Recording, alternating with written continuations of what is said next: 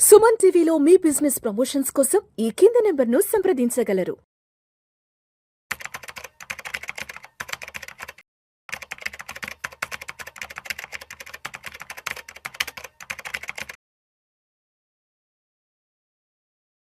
నమస్తే, welcome to Suman TV. నేను విష్ణు. ప్రస్తుతం నాతో పాటు certified financial planner doctor Bacchu Anil Kumar గారు ఉన్నారు. సార్తో మాట్లాడదాం. అనిల్ గారు నమస్తే సార్. నమస్తే Vishnu garu. Welcome to Suman TV and welcome to Vishnu Talks. Thank you అండి పిలిచినాను. Thank you so much for being with Vishnu Talks and Suman TV. So Anil garu, ఇప్పుడు మనం బ్యాంకుల నుంచి రకరకాల లోన్లు తీసుకుంటూ ఉంటాం.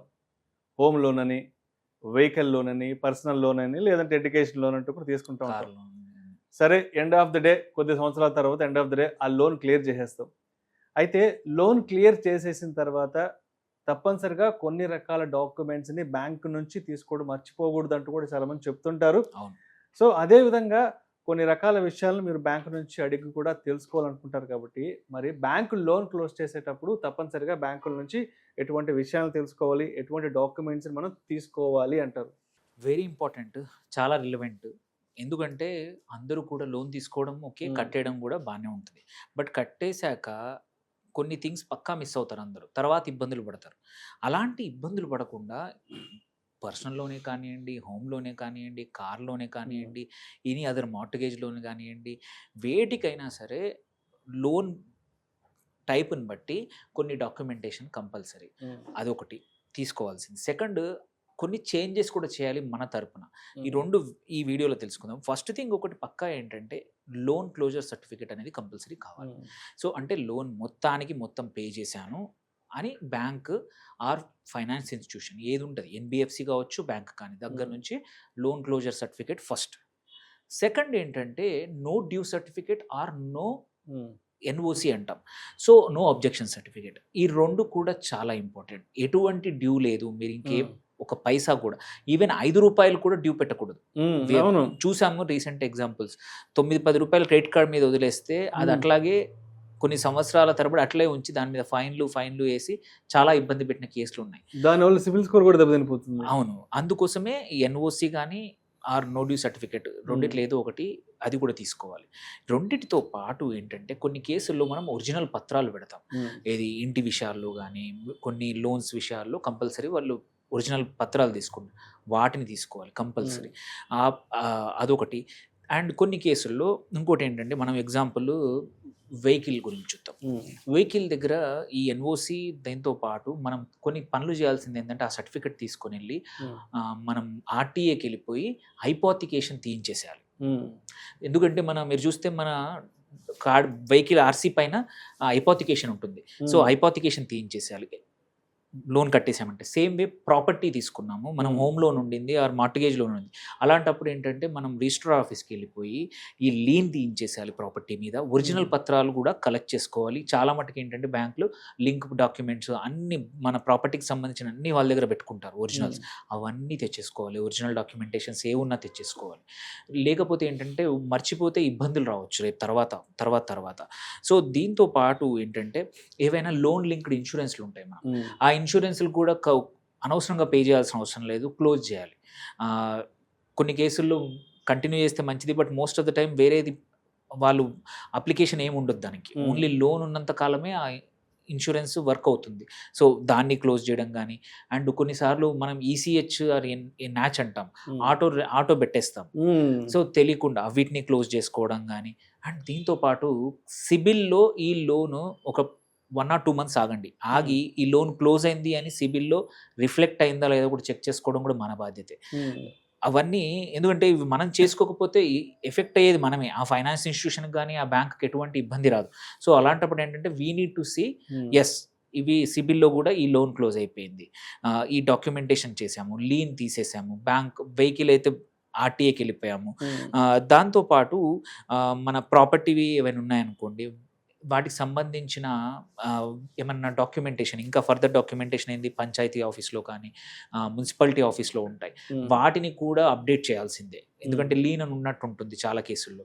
సో లీన్లు తీయించేసేసేయాలి.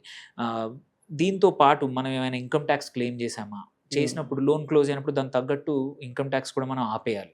సో అది కూడా చాలా మటుకు ఏంటంటే సేమ్ డిక్లరేషన్ ఇస్తా పోతా ఉంటాం ఆఫీస్లో, మర్చిపోయి లోన్ క్లోజ్ అయ్యాక కూడా మనం ఇన్కమ్ ట్యాక్స్ క్లెయిమ్ చేస్తే తర్వాత ఇబ్బందులు పడవచ్చు. సో ఆ చేంజ్ ఒకటి చేయాలి. సో దాంతోపాటు నేను చెప్పినట్టు కొత్త ఆర్సీ బుక్ అప్లై చేసుకోవాలి, వెహికల్స్ కంపల్సరీ. సో ఏమవుతుంది, లేకపోతే వెనకాల మనం ఆర్సీ వెనకాల ఇంకా హైపోతికేషన్ ఇన్సూరెన్స్లో కూడా రిఫ్లెక్ట్ అవుతుంది అట్లాగే. సో వెహికల్ ఇన్సూరెన్స్లో కూడా హైపోతికేషన్ తీయించేసేయాలి రెన్యూవల్ అప్పుడు. సో ఇవన్నీ చేసేసుకొని మనం ఎప్పటికప్పుడు ఓన్లీ లోన్ క్లోజ్ చేయడమే కాదు, క్లోజ్ చేసామని సంతోషంలో ఉండడమే కాదు, ఇవన్నీ చేయకపోతే రేపు తర్వాత ఇబ్బంది వస్తుంది. ఆ ఇబ్బందులు రాకుండా ఉండాలంటే ఒక రోజు స్పెండ్ చేసి లోన్ క్లోజ్ చేశాక ఒక 5 ఏళ్ళు కట్టిన లోన్ని ఒక అర్ధగంట చూసుకొని ఏమేమి డాక్యుమెంటేషన్ ఆ బ్యాంక్ దగ్గరికి వెళ్ళిపోయి కావాల్సినవి తీసుకొని ఇవన్నీ చేసుకుంటే ఎటువంటి ఇబ్బంది రాదు.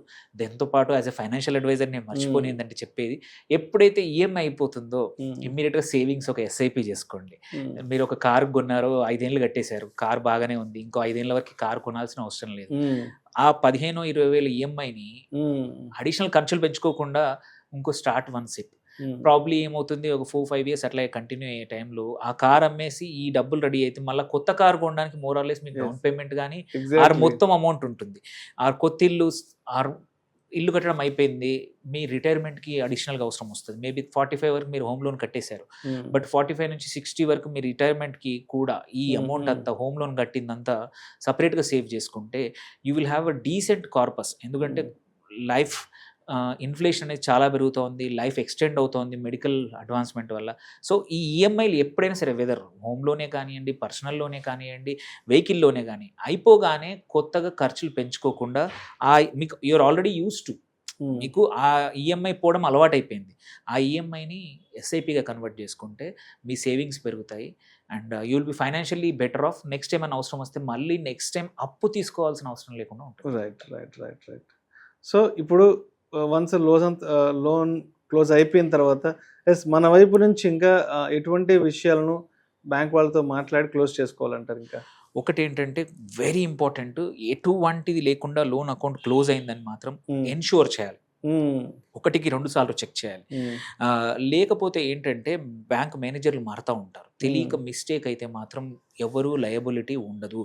మనం కన్జ్యూమర్ కోర్టులలో తిరిగినా కానీ సంవత్సరాలు పడుతుంది. ఈ లోపల మన సిబిల్ స్కోర్ నెగిటివ్ రిఫ్లెక్ట్ అవ్వడం కానీ ఆర్ మనకి కొత్తగా అప్పు పుట్టకపోవడం కానీ, సో ఇవన్నీ జరిగి మన అనవసరంగా బాధ తర్వాత పడతాం. ఆ బాధపడడం కన్నా సో అదే మనం ముందే లోన్ ఎప్పుడు అయిపోయిందంటే అప్పుడు ఇది ప్లాన్ చేసుకోవాల్సిన ఈ బేసిక్ థింగ్స్, ఎన్ఓసి కానీ, నో డ్యూ సర్టిఫికేట్ కానీ, ఆర్ హైపోతికేషన్ చేంజ్ చేసుకోవడం కానీ, ఇవన్నీ ఫస్ట్ చేసుకున్నాకే మీరు వేరే పని చేసుకోండి.